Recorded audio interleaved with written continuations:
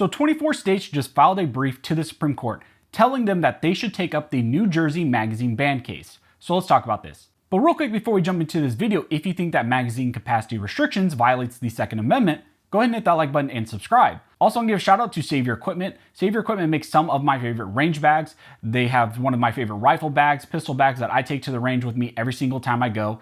If you came out to the recent Armed in May event, a lot of you guys picked up some of their bags and you know how amazing those bags are, how amazing that company is. So thank you again, Save Your Equipment, for sponsoring the channel, and go check out some of their bags if you're interested. So the case we're going to be talking about in this video is the Association of New Jersey Rifle and Pistol Clubs, or the ANJRPC v. Grewal case, which deals with the state of New Jersey's restriction on magazine capacity. So some quick background on this case if you're not familiar with what is going on. So in June of 2018, New Jersey passed Assembly Bill 2761, banning the possession of firearm magazines with a capacity of more than 10 rounds of ammunition. Very familiar to a lot of us in other states like the state of California, which also has magazine capacity restrictions. The New Jersey law required owners to modify their magazines to permanently reduce their capacity, destroy them, or turn them over. Again, very similar to what the state of California has, which is currently being challenged as well in the Ninth Circuit in the Duncan v. Bonta case. On the day that bill in New Jersey became law, the Association of New Jersey Rifle and Pistol Clubs, or ANJRPC, filed a lawsuit in a New Jersey district court. In the case, they alleged that the law violated the Second Amendment, the Takings Clause of the Fifth Amendment, and the Equal Protection Clause of the 14th Amendment. ANJRPC sought to have the ban declared unlawful and to obtain a preliminary and permanent injunction on the enforcement of that law. In August of 2018, the district court denied ANJRPC's motion for a preliminary injunction and ultimately applied the flawed two-step analysis that we also see a lot in the Ninth Circuit and other circuit courts as well. ANJRPC appealed, but a divided panel in the Third Circuit upheld the district court's determination, and again, they used intermediate scrutiny. The case then returned back to the district court, where a motion for summary judgment was granted to the state of New Jersey.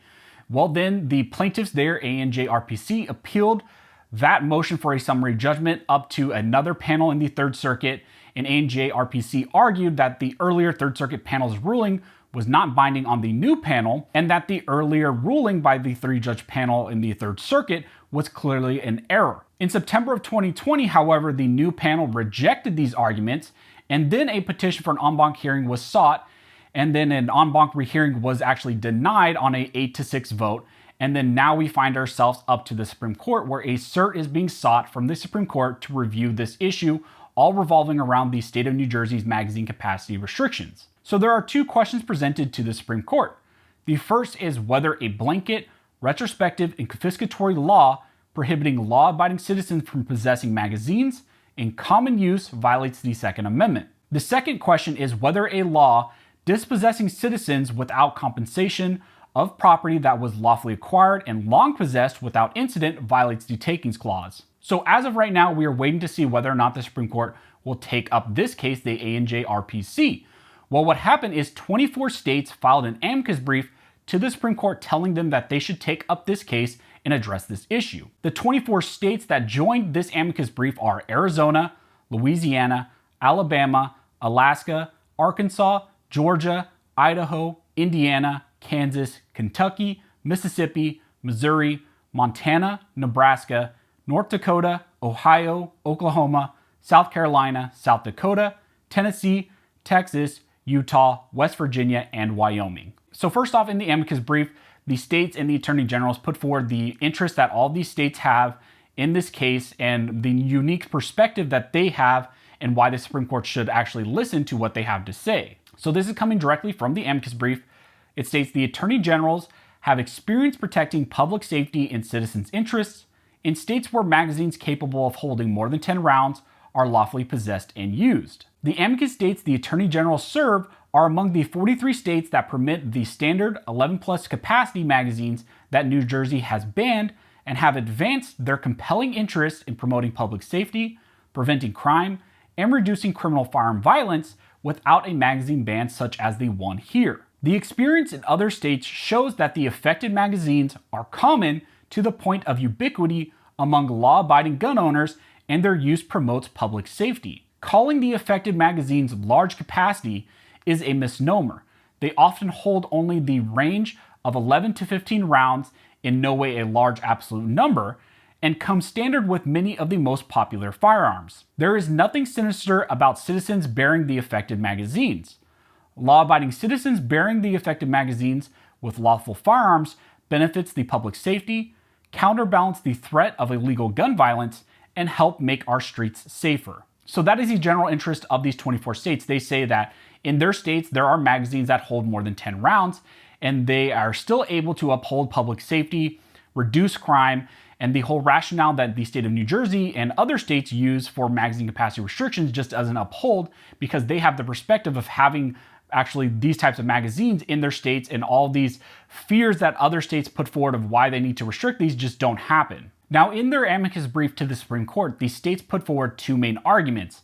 The first being that the Third Circuit's interest balancing was incorrect and goes against what actually Heller tells us and what the Supreme Court has outlined when it comes to Second Amendment cases. The second argument made by the states is that the New Jersey magazine ban is unconstitutional because it is a categorical ban on arms commonly used by law-abiding citizens for lawful purposes. So to their first point that the Third Circuit used the incorrect interest balancing test, they state that the Third Circuit erroneously applied an interesting balancing test, an approach the court has already rejected. They go on to state that this approach is not only inconsistent with Heller and its progeny, but also such an approach also reduces clarity in the law and allows for subjectivity. They state that when a law bans possession of an item under Heller, courts should first ask whether the banned item qualifies as arms under the Second Amendment. If so, courts should ask only whether the banned arms are 1. Commonly used, 2. By law-abiding citizens, 3. For lawful purposes, including for self-defense or defense of hearth and home. If so, then the banned item is categorically protected under the Second Amendment and no further analysis is needed. So the states here are arguing that that is the test, and that should be the test when it comes to this magazine capacity restriction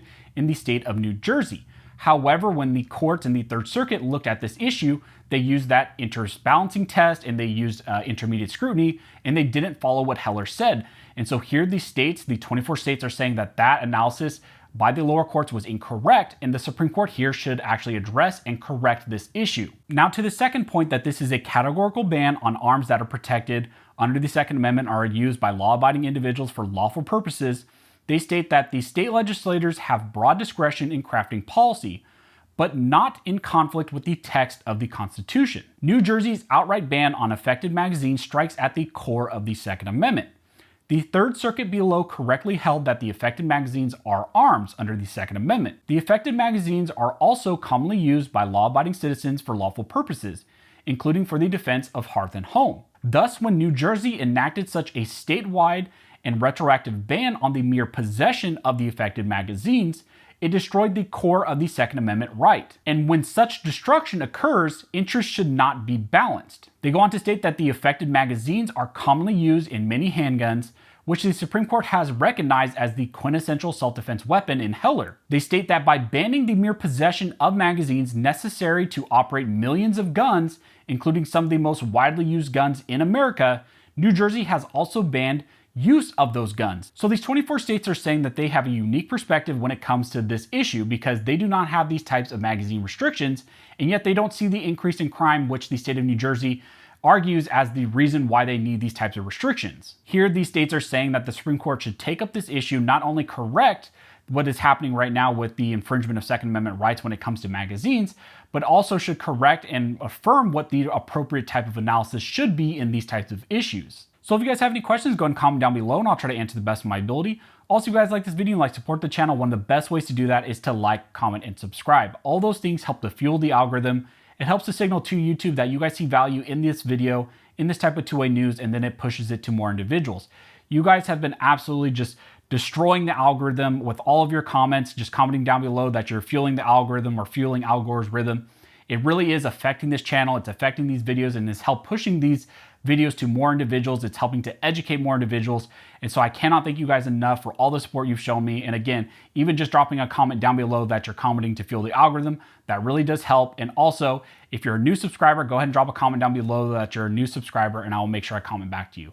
So as always, thank you all for watching. Don't forget to like and subscribe. And never forget, this nation was built by armed scholars and this nation will be maintained by armed scholars.